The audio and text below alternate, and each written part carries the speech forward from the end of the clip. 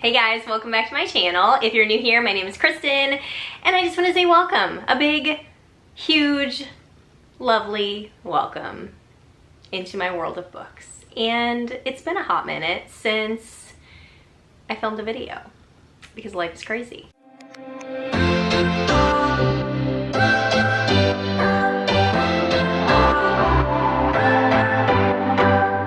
What's your story? It's August.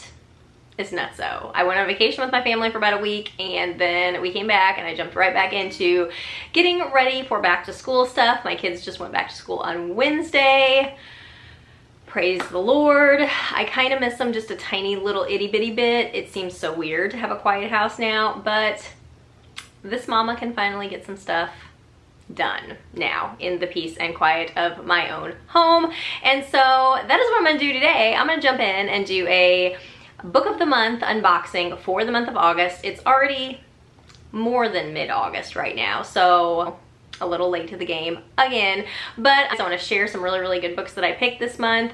And yeah, let's jump in. Okay, so if you don't know what book of the month is, I just want to quickly explain to you what it is, because I love it so much. I order books from Book of the Month every single month, and it's so exciting to see that little blue box show up on my doorstep, because I know it holds some amazing books inside. And so what Book of the Month is, it's a book subscription company, and every single month they feature 5 to 7 books, and these books can be anything from bestsellers, new releases, early releases, debut authors, and they come in a wide variety of genres, from mystery and thriller to romance to science fiction to fantasy, the works, you name it. You're definitely going to find some books that you like in that selection.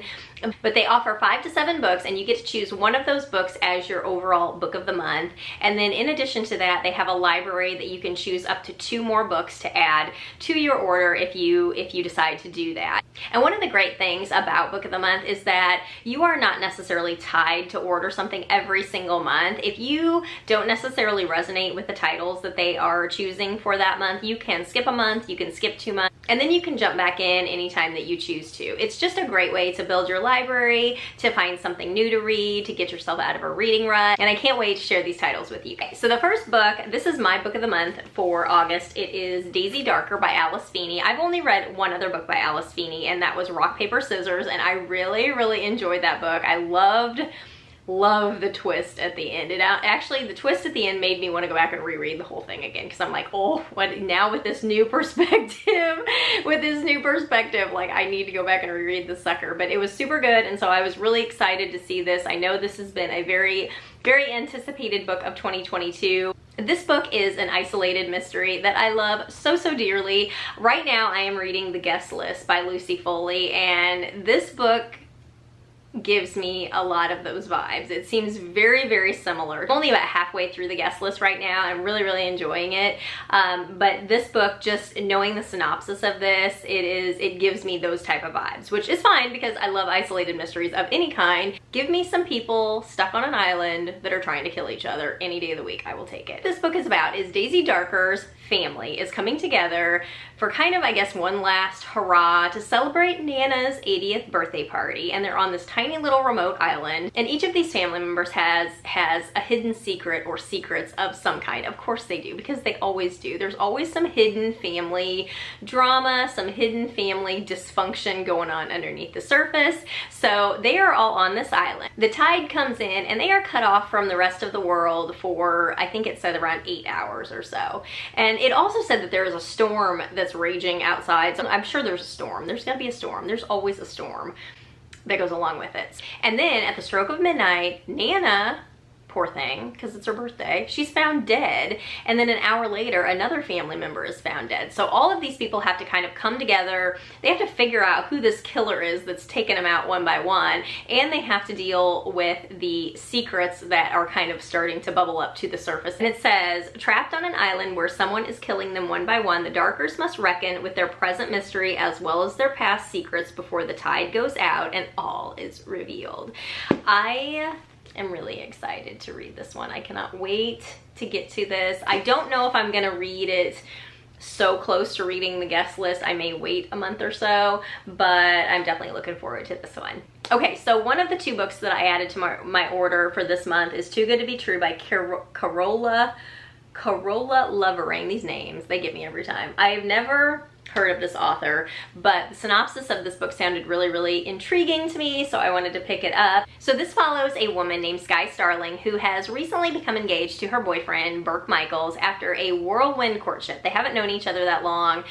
They've gotten engaged, and Skye is a woman that seems to completely have it all. She's smart, she's beautiful, she comes from a well-off family, but she's also got this like crippling OCD that has ruined any and all previous relationships that she's had.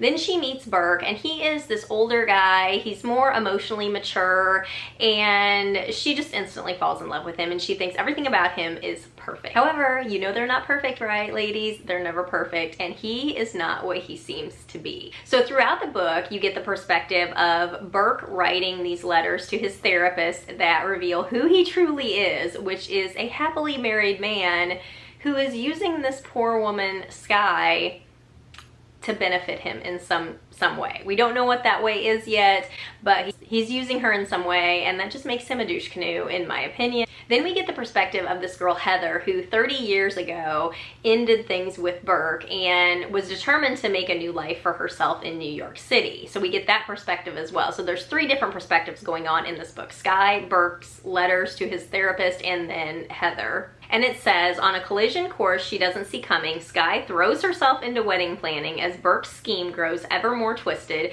But of course, even the best laid plans can go astray, and just when you think you know where the story is going, you'll discover that there's more than one way to spin the truth.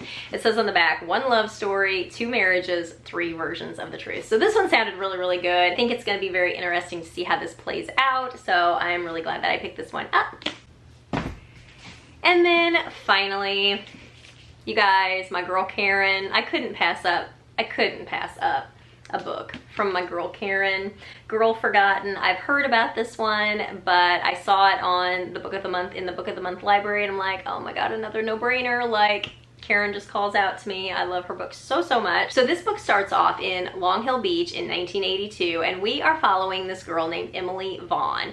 Emily is this smart, pretty, well-liked girl, star athlete at her high school, and she's getting ready for her high school prom, which should be, you know, the highlight of her life at this point. It's a super big milestone. However, Emily has a secret, and it says by the end of the evening, the secret will be silenced forever. So Emily gets murdered. And then we fast forward in the book 40 years later. Emily's murder is still unsolved. Her family, her friends, everybody, the whole town seems to have moved on from this tragic event. There is this U.S. Marshal named Andrea Oliver who arrives in Long Hill Beach on her first assignment, which is to protect a judge that has been receiving death threats. In reality, though, Andrea has kind of a dual motive for being there. She is determined to find out what happened to Emily all those years ago. And so it says, in reality, Andrea is there to find justice for Emily. The killer is still out there, and Andrea must discover the truth before she gets silenced too. I'm pretty sure my girl's gonna do it again. Every single book I have read by her has been amazing, and I am super stoked to add this to my forever growing TBR. And so that wraps up my Book of the Month unboxing for August. I really, really encourage you to check out Book of the Month if you haven't already. Like I said, it's a great way to build your library and just get something new to read. If you're kind of in a reading rut, I will have my referral link below if you want to check that out, or you can go to bookofthemonth.com as well. So I really hope you enjoyed this video, guys. If you did, please give it a thumbs up and subscribe, and I'll see you guys in the next one. Bye.